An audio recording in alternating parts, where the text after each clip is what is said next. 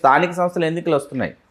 అక్కడ కూడా పవన్ కళ్యాణ్ గారు ఏంటంటే సింహభాగం తెలుగుదేశానికి విడిచిపెట్టేస్తున్నారు, మనం నామమాత్రపు స్థానాలలో మనం ఎక్కడో పోటీ చేసుకుందాము, మిగతా స్థానాల్లో తెలుగుదేశం వాళ్ళని ఖచ్చితంగా మీరు గెలిపించాలని అంటే ఆయనకి ఏంటంటే పూర్తిగా 175 నియోజకవర్గాల్లో రాజకీయాలు చేయటానికి, పూర్తిగా 175 నియోజకవర్గాల్ని అధ్యయనం చేయడానికి తగినంత సమయం కానీ, తగినంత సిబ్బంది కానీ, తగినంత ఏమంటారు వ్యవస్థ కానీ లేదని. అంటే ఇప్పుడు రైల్వే కోడూరు, భీమవరం, అవనిగడ్డ ఇట్లా మనం మాట్లాడుకుంటూ వెళితే వీళ్ళందరూ తెలుగుదేశం పార్టీ నుంచి వచ్చి జనసేనలో పోటీ చేసినటువంటి వాళ్ళే కదా. నమస్తే, తెలుగు రాజ్యంకి స్వాగతం. నేను మీ సంధ్య. తమిళనాడులో టీవీకే పార్టీ అధినేత అలాగే సినిమా స్టార్ విజయ్ గెలిచిన తర్వాత అవునన్నా కాదన్నా ఆ ప్రభావం ఏపీలోని జనసేన అధినేత పవర్ స్టార్ పవన్ కళ్యాణ్ గారి మీద పడుతుందా అంటే ప్రస్తుతం అభిమానుల నుంచి వినిపిస్తున్న సమాధానం అవును అని స్పష్టంగా తెలుస్తుంది. ఎందుకంటే పార్టీ పెట్టి అంటే ప్రత్యక్ష రాజకీయాల్లోకి 2019 నుంచి వెళ్ళి వచ్చిన నేపథ్యంలో పార్టీ పెట్టి ఇన్ని సంవత్సరాలు అయిన తర్వాత అంటే మొదటి టైంలోనే ఆయన గెలవడము, ఇన్ని సంవత్సరాలైనా మనం ఆ ప్రభావం చూపించలేకపోతున్నామా, మనకంత సత్తా ఉండి ఎందుకు మనము గేమ్ చేంజ్ ప్లాన్ చేయలేకపోతున్నామంటే ఇలా రకరకాలుగా వాళ్ళు డిస్కషన్ చేస్తున్నారు. ఈ నేపథ్యంలో ఈ ఒత్తిడి అవునన్నా కాదన్నా పవన్ కళ్యాణ్ గారి మీద పడుతుంది అనేది వాస్తవం. ఎందుకంటే అభిమానుల ఎక్స్పెక్టేషన్ హై అయినప్పుడు దాన్ని అందుకోలేనప్పుడు వారు పడే మేధోమదనం అనాలా, అంతర్మదనం అనాలా, అది ఎక్కువగా ఉంటుంది. నిజంగానే విజయ్ ఎఫెక్ట్ పవన్ కళ్యాణ్ గారి మీద పడబోతోందా? పడితే ఎలా ఉండే అవకాశం ఉంది తెలుసుకునే ప్రయత్నం చేద్దాం. చరిత్రకారులు, సినీ రాజకీయ విశ్లేషకులు శిలాగడ్డ శ్రీకాంత్ గారు మనతో ఉన్నారు. ఆయన మాటల్లోనే. శ్రీకాంత్ గారు నమస్తే అండి. నమస్కారం సంధ్య గారు. అంటే ప్రతిరోజు ఒకే అంశాన్ని పదే పదే పదే పదే వల్లవేయడం వల్ల నిజమేనేమో అన్న ఆలోచన, అపోహ రావడంలో తప్పలేదేమో అనిపిస్తుంది. ఎందుకంటే విజయ్ అక్కడ గెలిచిన తర్వాత ఆబ్వియస్గా ఇప్పుడు రాజకీయాల్లో ఉంది సినిమా స్టార్లో పవన్ కళ్యాణ్ గారే కాబట్టి ఆయన విషయంలోనే పెద్ద ఎత్తున చర్చ జరిగింది. రాను రాను అభిమానులకు ఏమైపోయిందంటే ఇది నిజమే కదా అన్న ఒక ఆలోచన, దాని పరంగా కామెంట్స్ అనేది వింటున్నా. ఈ నేపథ్యంలో పవన్ కళ్యాణ్ గారి మీద ఒత్తిడి పెరిగే అవకాశం ఉంటుందంటారా? ఖచ్చితంగా ఒక తెలియని ఒత్తిడి కాదు కానీ తెలిసిన ఒత్తిడే కలిగించాడు విజయ్ పవన్ కళ్యాణ్ గారికి కానీ, జనసేన పార్టీకి కానీ. ఎందుకంటే 2 సంవత్సరాల కాలంలో అతను రాజకీయ పార్టీని ప్రకటించి ఆ తర్వాత 220 స్థానాల్లో 234 స్థానాలకు గాను 220 స్థానాల్లో పోటీ చేసి 107 స్థానాల్లో విజయం సాధించడం అనేది ఖచ్చితంగా దాని ఒత్తిడి ఇక్కడ పవన్ కళ్యాణ్ గారి పార్టీ మీద, జనసేన మీద ఉంది. ఎందుకు ఉంది అంటే 2014 మార్చి 14 ఆవిర్భవించినటువంటి జనసేన పార్టీ ఇప్పటివరకు ఏం చేసిందన్నది ఒక చాలా అతిపెద్ద ప్రశ్న ఉదయించింది. ఈ అతిపెద్ద ప్రశ్న ఉదయించిన తర్వాత ఇన్ని సంవత్సరాలు అయింది, 12 సంవత్సరాలుగా వస్తుంది. 12 సంవత్సరాలు అయినా కూడా ఇంకా 175 స్థానాల్లో చెప్పుకోదగ్గ స్థానాల్లో పోటీ చేసేటటువంటి పరిస్థితుల్లో జనసేన లేదా అనేటటువంటి ఒక ప్రశ్న ఉదయిస్తుంది. ఓకే. కాకపోతే ఇక్కడ 2019 ఎన్నికల్ని కూడా ఒకసారి మనం తరచి చూడాలి. అంటే అది ఆ సమయం సరైనదా కాదా, అన్ని స్థానాల్లో జనసేన పోటీ చేయడానికి పార్టీ సంస్థాగతంగా నిర్మాణం జరిగిందా లేదా, అభ్యర్థులను అసలు గుర్తించారా గుర్తించలేదా పక్కన పెడితే 8 జాబితాలు వెలువడ్డాయి, అభ్యర్థుల జాబితాలు. 135 స్థానాల్లో అప్పుడు పోటీ చేసింది. 40 స్థానాలు సిపిఐ, సిపిఎం, బీఎస్పీకి కేటాయించారు. ఈ 135 స్థానాలకు గాను 8 జాబితాలుగా వెలువడ్డాయి జాబితాలు. అంటే ఈరోజు సాయంత్రం నామినేషన్ ఆఖరు 4 గంటలకు నామినేషన్ దాఖలు చేయడానికి గడువు తీరిపోతుంది అన్న రోజు ఉదయం కూడా జాబితా వెలువడింది.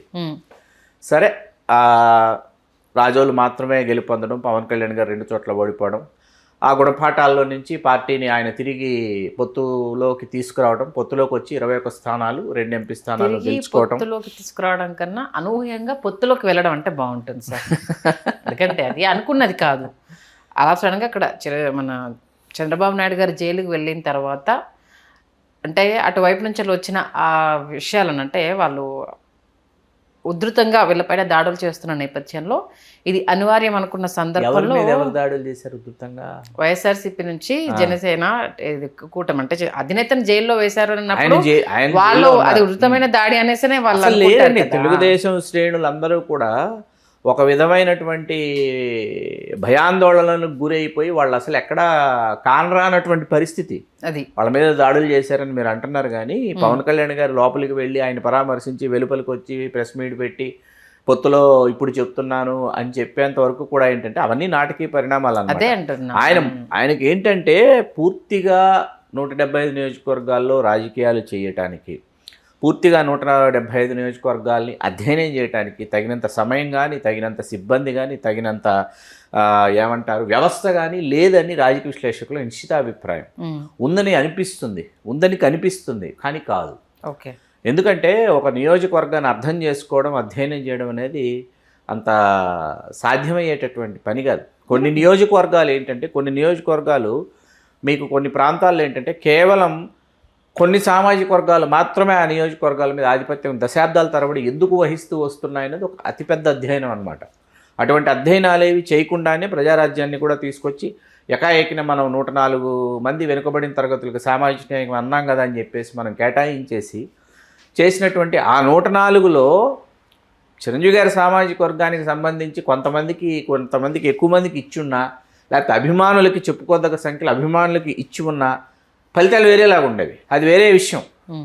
అటువంటి ప్రయత్నం చేయొచ్చండి. వెనుకబడిన తరగతులకు ఇవ్వద్దని లేకపోతే ఇవ్వకూడదని నేను అనటం లేదు, అది నా ఉద్దేశం కాదు. ఇవ్వాలని పదే కోరుకునేటటువంటి వాళ్ళల్లో, జనాభా దామాష ప్రకారం స్థానాల్ని కేటాయించాలని కోరుకునే వాళ్ళల్లో ఒక రాజకీయ విశ్లేషకుడిగా నేను ముందు వరుసలో ఉంటాను ఇప్పుడు. కానీ దానికి ఒక సమయము, దానికి ఒక సందర్భము, దానికోసమే కొన్ని ఎన్నికలు మనకు ఆ పరిస్థితులు మనం అందిపుచ్చుకోవాలి. ఆ పరిస్థితులు, అటువంటి పరిస్థితులు మనం సృష్టించకుండా వెళ్ళినటువంటి ప్రజారాజ్యం ఎన్నికలు. ఆ తర్వాత మళ్ళీ ఇక్కడ ఆయన అధ్యయనం చేయకుండా ఆయనకేంటంటే పొత్తులో ఉంటే అన్ని విషయాలు చంద్రబాబు నాయుడు గారు చూసుకుంటారు, లేకపోతే పొత్తులో ఉంటే మనం ఒక కంఫర్ట్ జోన్లో ఉంటాము అనేటటువంటి ఒక మైండ్ సెట్.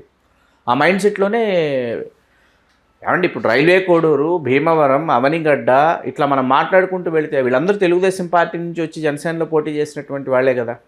ఇప్పుడు వైకాపా నుంచి ఎవరెవరు వచ్చారు, మరి వైకాపా నుంచి కూడా వచ్చారు కదా, ఆర్ఎన్ శ్రీనివాసులు గారు వగైరా. వైకాపా నుంచి వాళ్ళు వచ్చి జనసేనలో జనసేన కండువా కప్పుకొని వాళ్ళు పోటీ చేశారు కదా. ఓకే.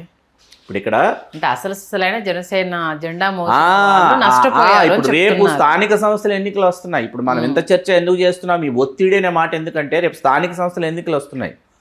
అక్కడ కూడా పవన్ కళ్యాణ్ గారు ఏంటంటే సింహభాగం తెలుగుదేశానికి విడిచిపెట్టేస్తున్నాం, మనం నామమాత్రపు స్థానాలలో మనం ఎక్కడో పోటీ చేసుకుందాము, మిగతా స్థానాల్లో తెలుగుదేశం వాళ్ళని ఖచ్చితంగా మీరు గెలిపించాలని అంటే గెలిపించేటటువంటి పరిస్థితుల్లో ఇవాళ పనిచేసేటటువంటి పరిస్థితుల్లో ఇవాళ జన సైనికులు లేరు. చాలా తీవ్రమైన అసంతృప్తిలో ఉన్నారు. అందుకే కదా టీడీపీ నామినేటెడ్ పదవులలో కూడా బొలిశెట్టి సత్యనారాయణ గారు పార్టీ వీడి వెళ్ళిపోతూ నామినేటెడ్ పదవుల్లో కూడా వైకాపా వాళ్ళు వచ్చి జనసేనలో చేరి నామినేటెడ్ పదవులు పొందారు. ఆ టెంపుల్ కమిటీలో వైజాగ్కి సంబంధించిన టెంపుల్ కమిటీస్లో అందరూ వైకాపా నుంచి జనసేనలో చేరారు, వాళ్ళకి మీరు ఇచ్చారు, నిజమైనటువంటి నికార్సైనటువంటి జన సైనికులు మీరు గుర్తించలేదనేటటువంటి వాదన బొలిశెట్టి సత్యనారాయణ గారు చేశారు. ఇప్పుడు సాక్షాత్తు పవన్ కళ్యాణ్ గారే 100కు పైగా స్థానాల్లో పోటీ చేయడానికి మనకు అభ్యర్థులు ఉన్నారని ఆయనే సభాముఖంగా ప్రశ్నించినటువంటి ఉదంతాన్ని ఇక్కడ మనం గుర్తు చేసుకోవాలి. ఓకే. ఎందుకు అనంటే ఆ పరిస్థితులకు కారకులు ఎవరు మీకు అర్థమైంది. ఆ పరిస్థితులకు ఎవరు కారణం? మీరే కదా కారణం. పార్టీ ఎదగాలి, పార్టీ పెరగాలి, పార్టీ నిర్మాణం జరగాలి అని అనుకుంటే మీరు నిర్దేశించేటటువంటి దిశ మరొకలాగా ఉంటాయి. ఒక సైలెంట్ మూడ్లోకి వెళ్ళిపోయింది వాళ్ళ పార్టీ. మూడో ప్రత్యామ్నాయం రావాలని సామాజిక, రాజకీయ, ఆర్థిక విశ్లేషకులు కావచ్చు, వీళ్ళందరూ ఏంటంటే మూడో ప్రత్యామ్నాయం తెలుగుదేశంలో, ఆంధ్రప్రదేశ్లో రావాలి, తెలుగు నేల మీద కావాలి అని కోరుకుంటున్నారు. ఇప్పుడు ఇక్కడ తెలంగాణకు వచ్చేటప్పటికి టీఆర్ఎస్, బీజేపీ, కాంగ్రెస్ ఇన్ని వచ్చేటప్పటికి పోరాటాల్లో ఎవరో ఖచ్చితంగా ఇక్కడ ఏదో విధంగా అందిపుచ్చుకుంటారు.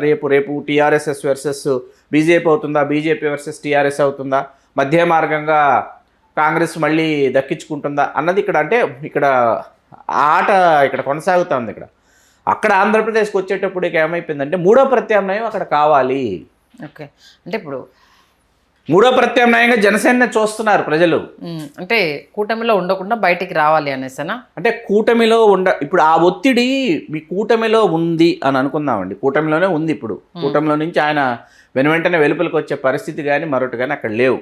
కూటమిలో ఉన్న సింహభాగం జనసేన తమకు కావాల్సినటువంటి వాటా కంటే ఇంకొంచెం ఎక్కువ దక్కించుకోవాలి.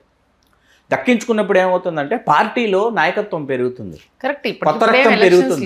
స్థానిక సంస్థల ఎన్నికలు వచ్చేస్తున్నాయి కదా, ఆంధ్రప్రదేశ్లో స్థానిక సంస్థల ఎన్నికలు మొదలు అయిపోతున్నాయి. ఇప్పుడు దానికి సంసిద్ధులు కావాలి. నిన్న జరిగిన పిఠాపురం టీడీపీ ఇన్ఛార్జ్ వర్మని తప్పించడము అవునన్నా కాదన్నా కూటమిలో జనసేనకు ఏ తక్కువైనా ఊరుకోము అనేసి ఆ నియోజకవర్గం వరకు ఓకే, ఆ నియోజకవర్గం వరకు పిఠాపురం వరకు మాత్రమే. ఓకే, అది మిగతా నియోజకవర్గం మిగతా చోట ఎట్టి పరిస్థితుల్లో అది అప్లికబుల్ కాదు. మిగతా చోట చాలా చోట్ల మీకు తెలుగుదేశం నాయకులు ఉన్నటువంటి చోట జనసేనకి ఖచ్చితంగా వాళ్ళ పనులన్నీ అద్భుతంగా అమోఘంగా జరిగిపోతున్నాయి. అద్భుతంగా అమోఘంగా కాదు, నామమాత్రంగా జరిగిపోతున్నాయని చెప్పమనండి ఎవరినైనా. వాళ్ళు సోషల్ మీడియాలో వాళ్ళ ఆక్రందనని వాళ్ళ ఆవేదనని సోషల్ మీడియాలో వాళ్ళు వెలిబుచ్చుకుంటున్నారు. వాళ్ళు ఫేస్బుక్లో కావచ్చు, లేకపోతే ట్విట్టర్లో కావచ్చు, ఇన్స్టాగ్రామ్లో కావచ్చు, వాట్సాప్ గ్రూప్స్లో కావచ్చు, దాంట్లో వాళ్ళ గోడు వాళ్ళు వెళ్ళబోసుకుంటున్నారు. దానికి స్పష్టమైన ఉదంతం కదండి మన ఆళ్లగడ్డలో మార్కెట్ యార్డు కమిటీ చైర్మన్ ఇప్పటి వరకు ప్రమాణ స్వీకారం చేయనివ్వకుండా చేయడం అంటే అట్లాంటివి ఎన్ని సంఘటనలు ఉన్నాయి, వరుస సంఘటనలు. ఇప్పుడు రాబోయే రోజుల్లో అననాకరణ స్థానిక సంస్థలు సింహభాగం వస్తే కానీ జనసేన పూర్తి స్థాయిలో దాని మీద ఆశలు పెట్టుకున్నటువంటి నాయకులు, దాంతో కలిసి కొనసాగుతున్నటువంటి కార్యకర్తలు, దానిని ప్రేమిస్తున్నటువంటి సొంతం చేసుకున్నటువంటి అభిమానులు, వీళ్ళు కలిసి ప్రయాణం చేయాలంటే వాళ్ళ వాటా పెరగాలి. వాళ్ళ వాటా పెరిగినప్పుడు ఆ ఒత్తిడి ఇప్పుడు పవన్ కళ్యాణ్ గారి మీద, విజయ్ గారు అక్కడ గెలిచిన తాలూకు ఒత్తిడి ఖచ్చితంగా వీటి మీద ఇప్పుడు ఉంది, పవన్ కళ్యాణ్ గారి మీద ఉంది, నిస్సందేహంగా ఉంది. ఓకే, అంటే ఇప్పుడు రాబోయే రోజుల్లో ఒంటరిగా పోటీ చేసే దిశగా అంటే ఏదన్నా అడుగులు పడే అవకాశం ఉంటుందంటారా? మరి ఇప్పుడు టీవీకే పార్టీ విజయం సాధించిన నేపథ్యంలో అక్కడ అతనికే సాధ్యమైనప్పుడు మీకు అంతకంటే ఎక్కువ బలం ఉంది, మీకు ఎందుకు సాధ్యం కాదన్న ఒక చర్చ, ఆ ఒత్తిడి ఉందండి, ఆ ఒత్తిడి ఉంది, ఆ చర్చ జరుగుతోంది. ఇక్కడ పవన్ కళ్యాణ్ అభిమానులు అంత పిచ్చి ఆయన అంటే ఏ రేంజ్లో ఆయన కోసం నిలబడతారు అనేది, మరి ఇప్పుడు ఆ ఒత్తిడి ఇప్పుడు జన సైనికుల నుంచి కావచ్చు, అభిమానుల నుంచి కావచ్చు వచ్చే అవకాశం ఉందంటే ఖచ్చితంగా ఆ చర్చ జరుగుతోంది. 3 రోజులుగా ఆ చర్చ జరుగుతోంది సోషల్ మీడియాలో, 3 రోజులుగా ఆ చర్చ జరుగుతోంది. దానిని అవుననే వాళ్ళు ఉన్నారు, దానిని ఖండిస్తున్నటువంటి వాళ్ళు ఉన్నారు. మన పవన్ కళ్యాణ్ గారు ఏ నిర్ణయం తీసుకున్నా మనం ఆయనతో పాటు కలిసి ప్రయాణం చేయాలనేటటువంటి వాళ్ళు ఉన్నారు. లేదు మనం ఈ విధమైనటువంటి నిర్ణయం తీసుకుంటే కానీ మనకంటూ గుర్తింపు, గౌరవం, హోదా దక్కవని చెప్పి వాదిస్తున్నటువంటి వాళ్ళు ఉన్నారు. వాళ్ళ వాద ప్రతివాదనలన్నీ కూడా అక్కడ గమనించిన తర్వాతే ఒత్తిడి పెరుగుతోంది, చర్చ జరుగుతోంది అన్న విషయం స్పష్టం చేయదలుచుకున్నాను. ఎందుకంటే ఇంకా 3 years టైం ఉంది. ఇప్పుడు పెద్ద చర్చ జరిగిన ఉపయోగం కూడా ఏం లేదు కదా.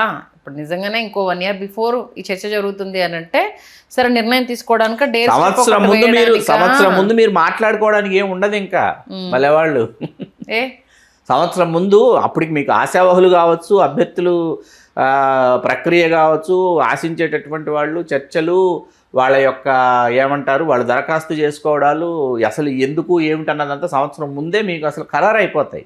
సంవత్సరం ముందు అసలు ఏమీ చర్చించుకోవడానికి, మనం కూర్చొని స్టూడియోలో మాట్లాడుకోవడానికి కావాల్సినన్ని అంశాలు మనకు ఉంటాయి, కానీ అక్కడ పై స్థాయిలో మొత్తం అప్పటికి పూర్తి అయిపోతాయి, ఆ ప్రక్రియ అంతా పూర్తి అయిపోతుంది అప్పటికి. ఓకే, అంటే అప్పుడు వీళ్ళు డిమాండ్ చేయడానికైనా ఏదైనా మనకు కమింగ్ ఇంకో 1 year తర్వాత క్లారిటీ వస్తుంది అంతేనా? ఇప్పుడు నేను ఈ మంత్ ఎండ్ కల్లా 2 years కంప్లీట్ అయిపోతుంది, జూన్ మొదటి వారానికి. అంటే ఇక పాలన అయితే స్పీడప్ అవుతుంది, అవునన్నా కాదు అవ్వాలి. కాదు స్థానిక సంస్థల ఎన్నికలకు సంబంధించి అయితే ఈ హంగామా జరుగుతుంది. ఇప్పుడు ప్రజెంట్ అయితే ఈ ఒత్తిడి మెయిన్ స్థానిక సంస్థల ఎన్నికలు, దీంట్లో అయినా మనకు ఒక గౌరవప్రదమైన సీటు అంతేనా, గౌరవప్రదమైన వాటా స్థానిక సంస్థల ఎన్నికల్లో.